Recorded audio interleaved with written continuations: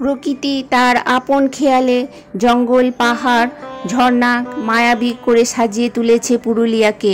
শহরের কোলাহল থেকে অনেক দূরে কয়েকদিনের জন্য হারিয়ে যেতে চাইলে শিমুল পলাশে ভরা এই জেলায় কোনো বিকল্প নেই।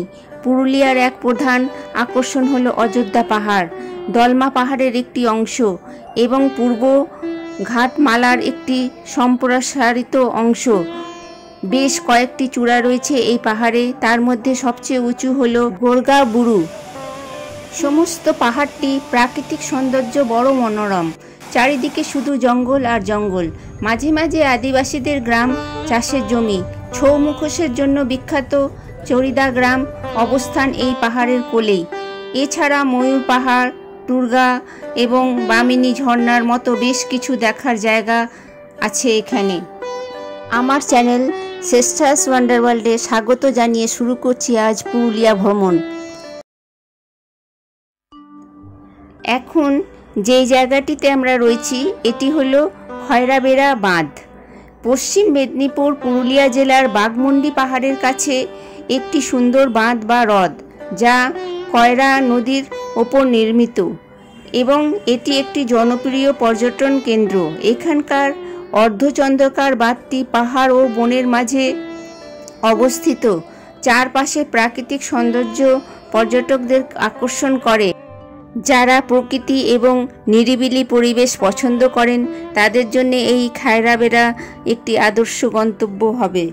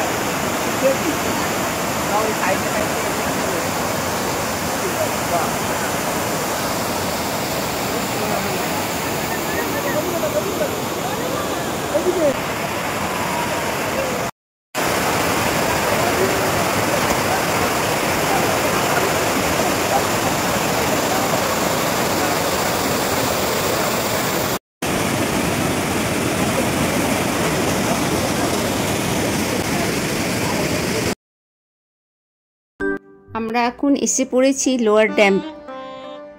ড্যাম্পের ওপরে যাওয়া বারণ, কিন্তু সে দুঃখ ভুলে গেলাম আমরা এখানকার প্রাকৃতিক সৌন্দর্য দেখে। সবুজ পাহাড়ে ঘিরে থাকা লোয়ার ড্যাম, নিচে লহরিয়া ড্যাম এবং তার আশেপাশে সবুজ চাষের জমি মিলিত রূপ থেকে চোখ সরানো সত্যিই কঠিন। আকারে ছোট হলেও এই লোয়ার ড্যাম্প লেকটি পাহাড়ের মধ্যে অবস্থিত এবং খুবই মনোরম। এই জলধারার ওপরে দিয়ে রাস্তা, একটি ভিউ পয়েন্ট থেকে হ্রদ এবং উঁচু পাহাড়ের এক বিস্তৃত দৃশ্য দেখা যায়।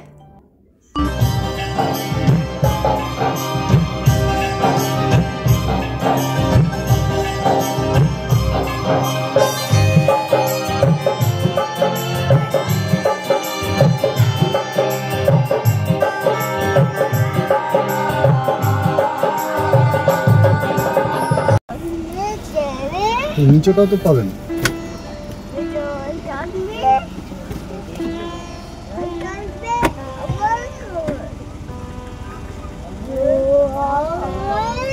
কি হলো?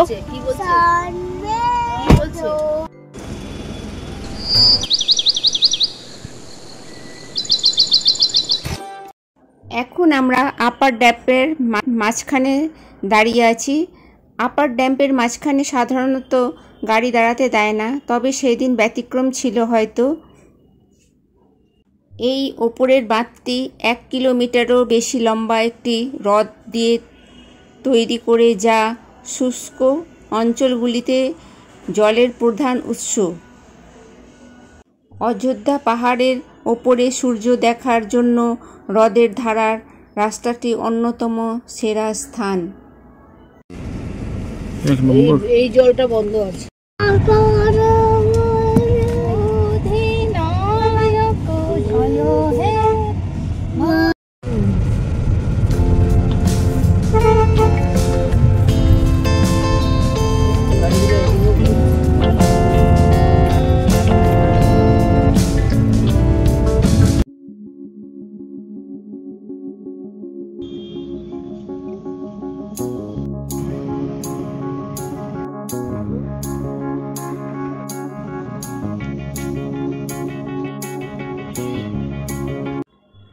জায়গাটি হলো সীতাকুণ্ড।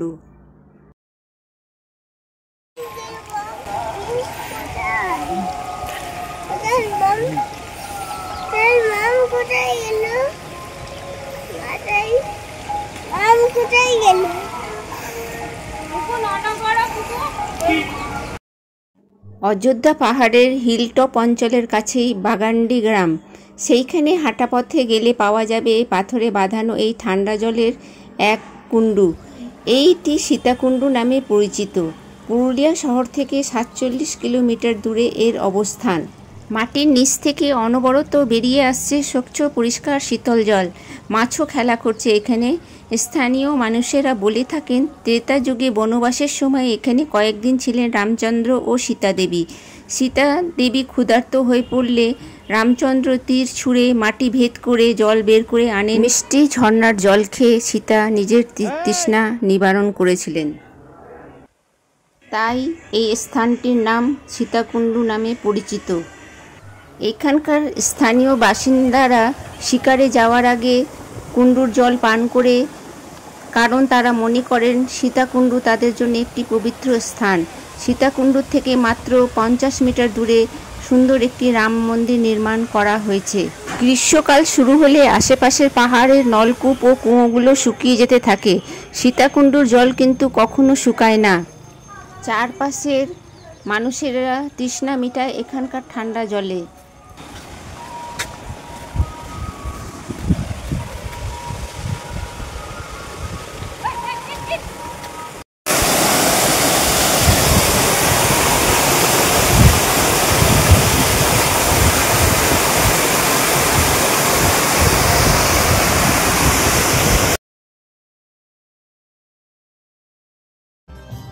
আমরা এখন যাচ্ছি পুরুলিয়া শহর থেকে প্রায় 55 কিলোমিটার দূরে অবস্থিত মুরুগমা। মুরুগমা বাঁধটি কংসাবতী নদীর উপনদীতে একটি খুব ভালো পিকনিক স্পট। এখানে থেকে অযোধ্যা পাহাড়ের প্রাকৃতিক সৌন্দর্য দেখা যায়। মুরুগমা একটি এমনই জায়গা, পুরুলিয়া এই জায়গাটি কথা হয়তো অনেকেই শুনেছো বা দেখেওছো, কিন্তু এইখানে না আসলে বুঝতে পারবে না এই জায়গাটি কতটা সুন্দর হতে পারে। মুরুগমা হলো জাগতিক নাগরিক জীবন থেকে দূরে পুরুলিয়ার একটি ঐশ্বরিক স্থান। মুরুগমা ঝাড়খণ্ড এবং পুরুলিয়া সীমান্তের শান্তভাবে অবস্থিত। প্রকৃতি, পাহাড়, হ্রদ, জলপ্রপাত, নদী ইত্যাদির মতো সব সুন্দর জিনিসই মুরুগমার উপর ঢেলে দিয়েছে।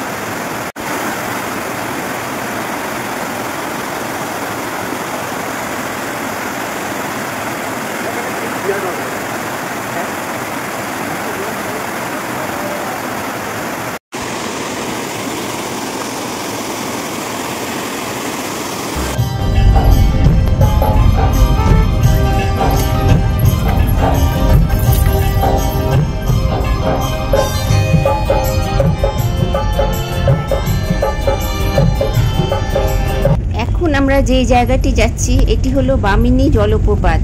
এটি অযোধ্যা পাহাড়ের কেন্দ্রীয় স্থলে অবস্থিত। জলপ্রপাত পর্যটকের জন্য একটি অবশ্যই দেখার মতন স্থান। বামিনী জলপ্রপাত প্রায় 400 সিঁড়ি বেয়ে নিচে নেমে আসতে হয় এই জলপ্রপাতটি দেখার জন্য। এই জায়গাটি প্রকৃতির প্রাণশক্তি, বাতাসের স্যাঁতস্যাঁতে এবং আর্দ্রতা, জলপ্রপাত এবং স্রোতের চারপাশে গাছের গন্ধ ও ভেজা ভেজা বাতাসের গন্ধ। প্রবাহিত জলের শব্দই কেবল শোনা যায়। পাথর ওপর দিয়ে ভেদ করে জল একটি সুন্দর শব্দ করে চলেছে। সবুজের ঝোপে ঢাকা এই পাহাড়টি খুবই সুন্দর।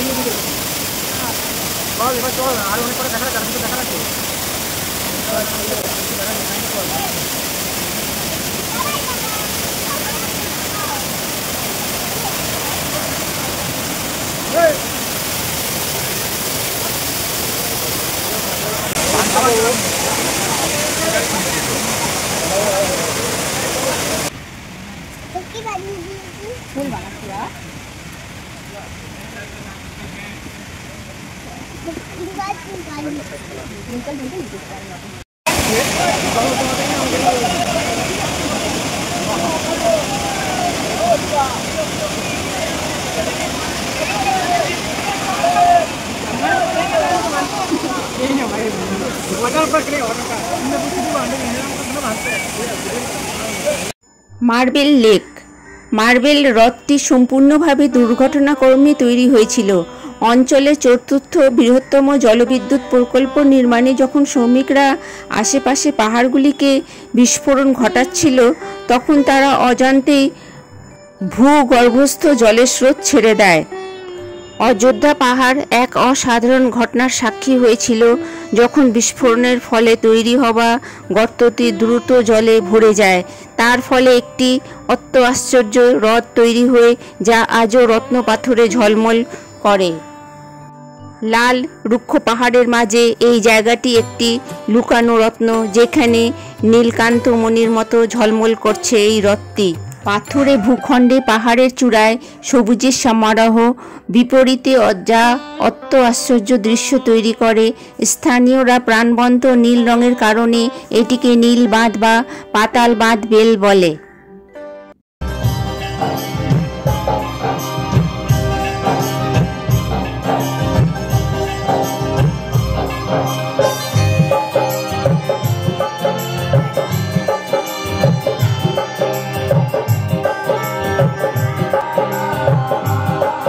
টুরুঙ্গা জলপ্রপাত। এর জল খুবই স্বচ্ছ। এটি একটি ঝর্ণার মতো ঝর্ণা। এর মধ্যে দিয়ে কাঁচের টুকরো মতো দেখা যায় জল পড়ার সময়। মসৃণভাবে নিচে নেমে আসছিল জলগুলি বিশাল ফোঁটা ফোঁটার সাথে। এখানকার ঝর্ণার জলটি অবিরাম বৃষ্টির মতো, যা মনকে মুগ্ধ করে দেয়।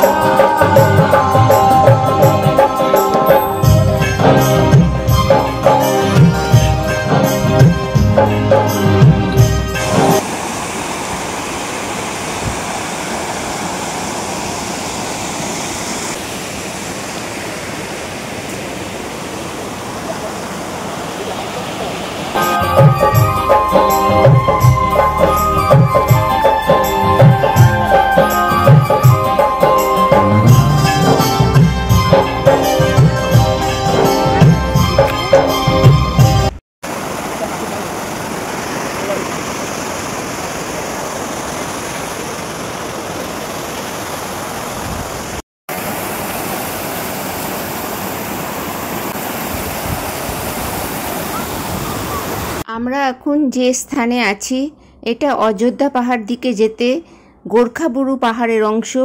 পাখি পাহাড়, পুরুলিয়ার পাখি পাহাড় হলো পাথরে খোদাই করা পাখির ছবি দ্বারা সজ্জিত একটি চমৎকার প্রাকৃতিক স্থান, যা শিল্প ও প্রকৃতির এক অপূর্ব সৃষ্টি। পাখি পাহাড়ের আকর্ষণ হচ্ছে শিল্পীদের একটি দল এই পাহাড়টিকে অত্যন্ত পরিশ্রমের সাথে ভাস্কর্যের মাধ্যমে প্রায় 65 পাখি তৈরি করেছে এবং এটি একেবারে দেখার মতো।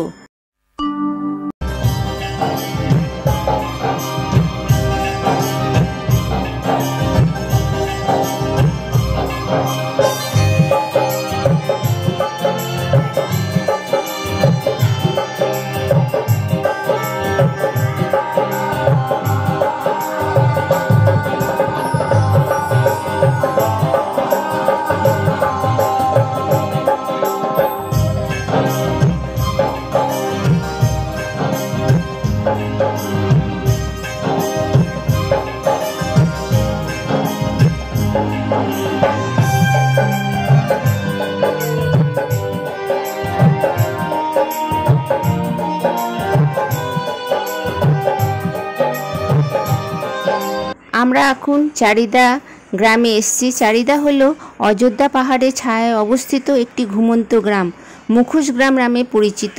এইখানে পুরুলিয়ার ছৌ মুখোশ প্রস্তুতকারকরা বাস করেন। গ্রামে প্রায় কয়েকশো পরিবার মুখোশ তৈরির শিল্পের সাথে জড়িত এবং প্রজন্মর পর জন্ম এই কাজ করে আসছে। রাস্তার দুই পাশে শিল্পদের কর্মশালা দেখা যায়। কর্মশালার বাইরে দেওয়ালে সুন্দরভাবে সজ্জিত মুখোশ প্রদর্শিত হয়। মুখোশ তৈরির মূল প্রক্রিয়ায় খুব বেশি পরিবর্তন হয়নি।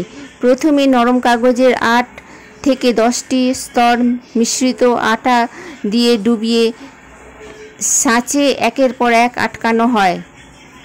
কাদা এবং কাপড়ের একটি বিশেষ স্তর প্রয়োগ করা হয়। তারপরে মুখোশটি রোদে শুকানো হয়। বেরিয়ে আসার পর মাটি ব্যবহার করে হাতে মুঠো বৈশিষ্ট্য যুক্ত করা হয় এবং পরে রং প্রয়োগ করা হয়। মুখোশগুলিকে পুঁতি, ফিতা, কৃত্রিম ফুল এবং পাতা দিয়ে সজ্জিত করা হয়।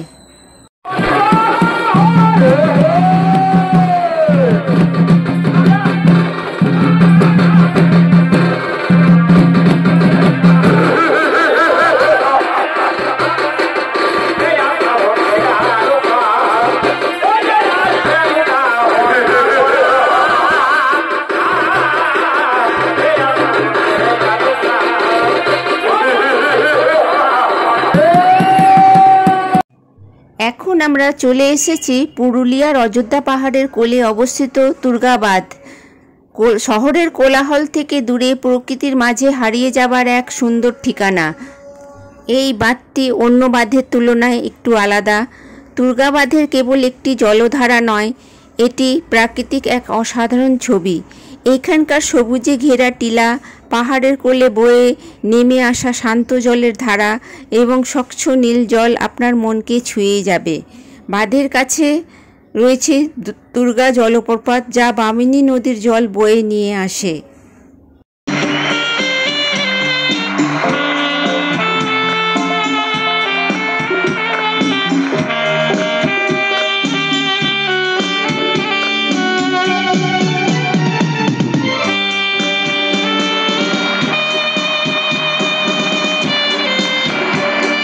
এবার বলে নিই পুরুলিয়া এসে আমরা কোথায় ছিলাম। আগে থেকে বুক করা ছিল পলাশগ্রাম ইকো রিসর্ট, তাই আমাদের রুম পেতে কোনো সমস্যা হয়নি। পৌঁছানোর সঙ্গে সঙ্গে আমাদের খুব সুন্দরভাবে ওয়েলকাম করা হলো আর রুমে পৌঁছে দেওয়া হলো। অযোধ্যা পাহাড়ের সৌন্দর্যের কাছে আমাদের সারাদিনের ক্লান্তি ম্লান হয়ে গেল। একরাশ সবুজের মাঝে বৃষ্টি ভেজা পাহাড় দেখতে দেখতে দুপুরের খাওয়া সারলাম। টাটকা শাকসবজি, পুরুলিয়ার বিখ্যাত বাঘমুন্ডি পাঁঠা।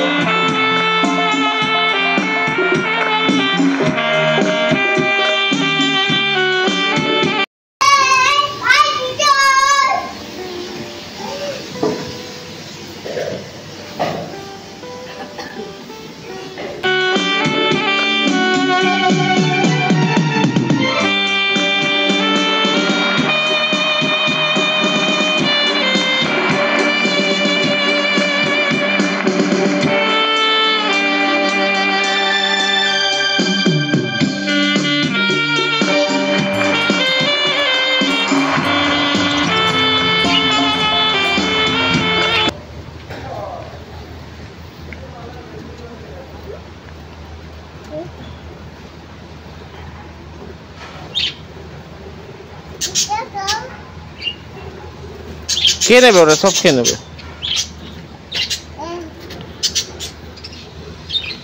হ্যাঁ চলো।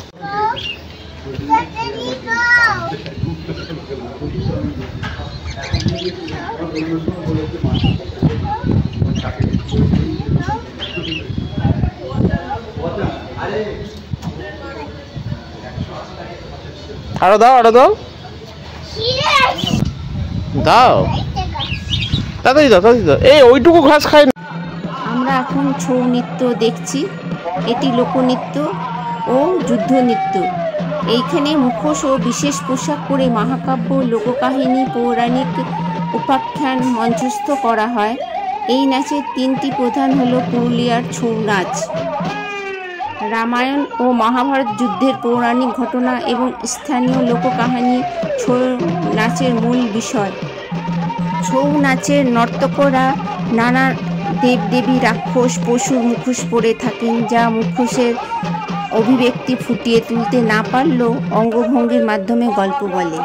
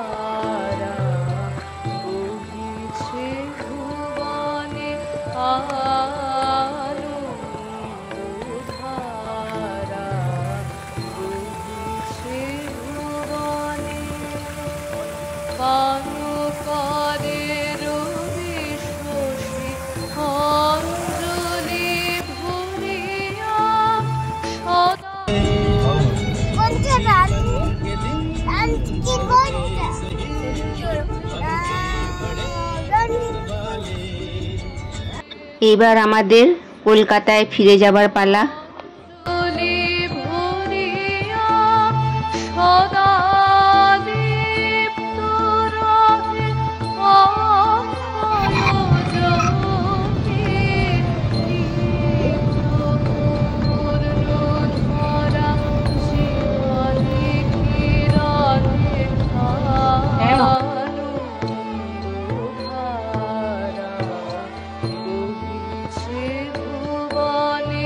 Ah